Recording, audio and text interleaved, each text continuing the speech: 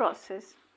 देखिए, planning process में सबसे पहले हम पढ़ते हैं, क्या करते हैं, सबसे पहले हम ऑब्जेक्टिव को सेट करते हैं कि हमारे ऑब्जेक्टिव मतलब उद्देश्य क्या है, हम क्या अचीव करना चाहते हैं फ्यूचर में। Is that clear? तो सबसे पहला जो होता है वो है ऑब्जेक्टिव्स को सेट करना। सेकेंड पॉइंट है establishing planning premises. Means planning premises को एस्टैब्लिश करना।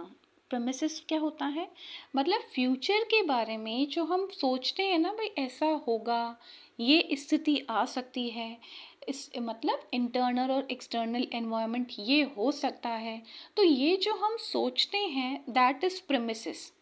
Is that clear to everyone? Plan वो हम ये सेकंड स्टेप है, हम फ्यूचर के बारे में सोचते हैं। जो देखिए, आफ्टर सेटिंग ऑब्जेक्टिव को सेट करने के बाद हम क्या करते हैं, प्लानिंग प्रेमिसेस इस्टेब्लिश करते हैं। Means assumption about future environment, future के एनवायरनमेंट का अजम्पशंस लगाते हैं। भाई ये स्थिति हो सकती है। ये अजम्पशन किसके ऊपर बेस्ड होता है, एनवायरनमेंट के, internal environment and external environment जो जिसमें अब हमारा थर्ड पॉइंट है सर्चिंग ऑल्टरनेटिव्स। मीन्स देखो, किसी भी काम को करने के लिए बहुत सारे तरीके होते हैं, एक ही तरीका नहीं होता, बहुत सारे वेज होते हैं एक काम को करने के लिए।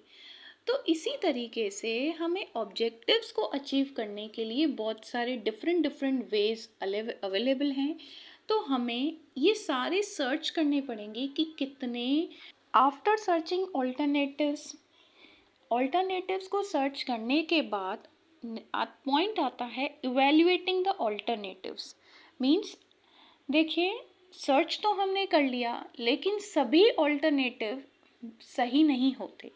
सब कंपनीज के लिए, सब ऑर्गेनाइजेशनल के लिए, किसी के लिए कोई ऑल्टरनेट बेस्ट होता है, किसी के लिए कोई ऑल्टरनेटिव बेस्ट होता है। तो हमें इन सबको क्या करना पड़ेगा, इवेल्युएट करना पड़ेगा। ठीक है। फिफ्थ पॉइंट है selecting the most appropriate alternative. Means पहले हमने क्या किया, ऑल्टरनेटिव्स को सर्च किया कि कौन कौन से अलग अलग ऑल्टरनेटिव्स अवेलेबल हैं। देन हमने उसका क्या किया, इवेल्युएशन किया कि सब कंपनी का के पॉइंट ऑफ व्यू से अलग अलग वे बेस्ट होता है।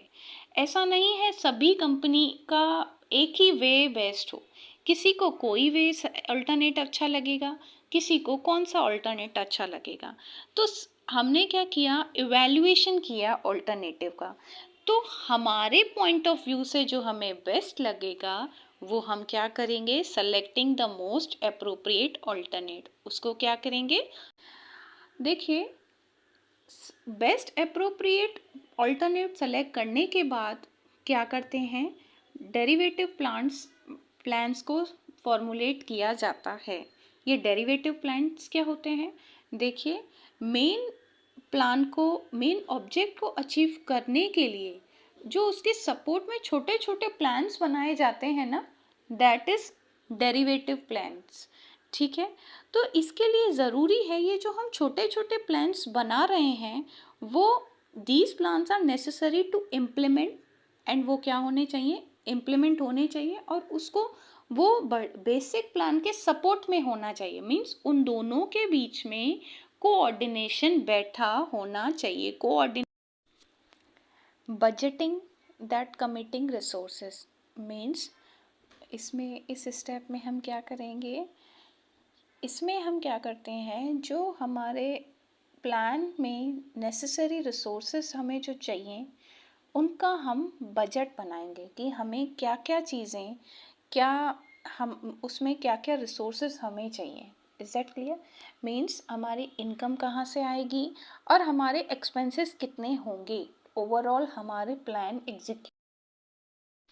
Hope you understand the planning procedure clearly. If you have any doubts, so please write in comment section. I will definitely answer it.